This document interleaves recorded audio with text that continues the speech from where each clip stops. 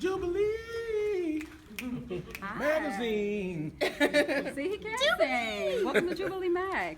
So let them know what it means for you to come here all the way from Houston to support Tasha.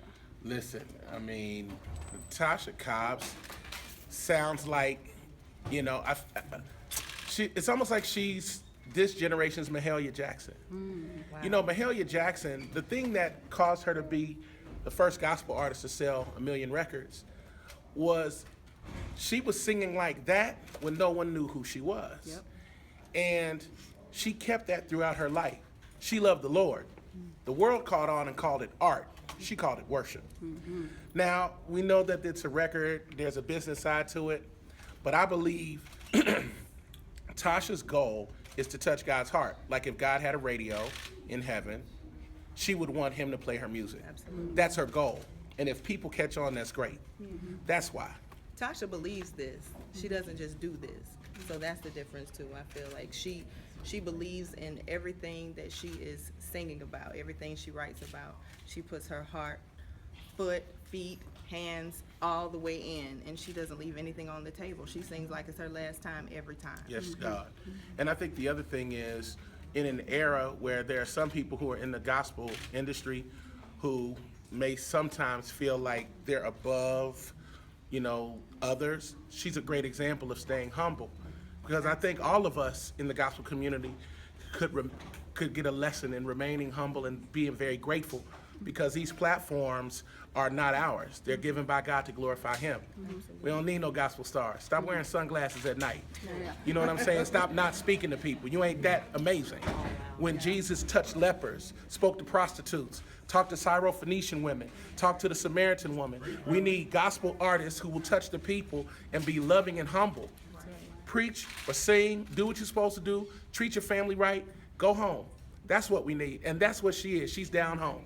And we that's love why how I faith support is her. merging with mainstream. Let us know, like the song with her and Nicki Minaj. Let us know your thoughts on that. Go ahead, boo.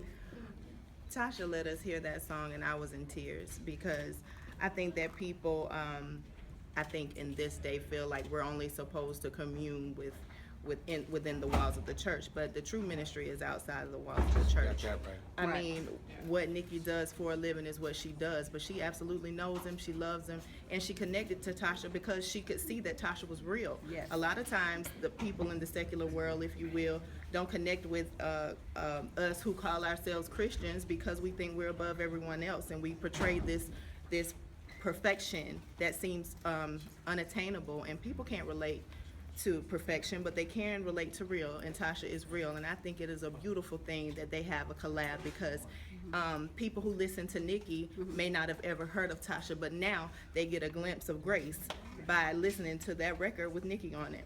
Love it. Now, let me ask you this. When people say, what do you think about Nicki singing? Here's my thing. Who's allowed to worship God? Who's allowed to worship? You know, I go back to a few years when Kanye West did Jesus Walks. Absolutely. And he was nominated for a Stellar. And people were mad. And people were offended. And I'm like, you're offended, but we got gospel artists who are sleeping with everything moving, but you can still sing, Wow. right?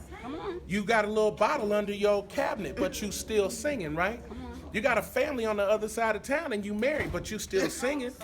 So you don't get to tell people who can and can't worship God. If Nicki wants to worship God through Let her her do gift, it. then let her do it. You don't know how long the process of salvation and sanctification. Conservative people get offended because salvation is a moment you confess it with your mouth. Yeah. Your salvation don't have nothing to do with your process of becoming more like Christ. That's a job of the Holy Ghost. Right. And it might be your whole life, like the thief on the cross. He got saved with 1 second on the clock. But as long as you're alive, you got a chance. Church folk, good judges of other people's sins and great lawyers for their own. Come on. Thank Stop. you. So just leave her alone. Let her worship. That's And, right. and that's between her and God. And if Tasha was the open door, then we need more Tashas, right? Got that right. All right. Thank you. All right. Thank you.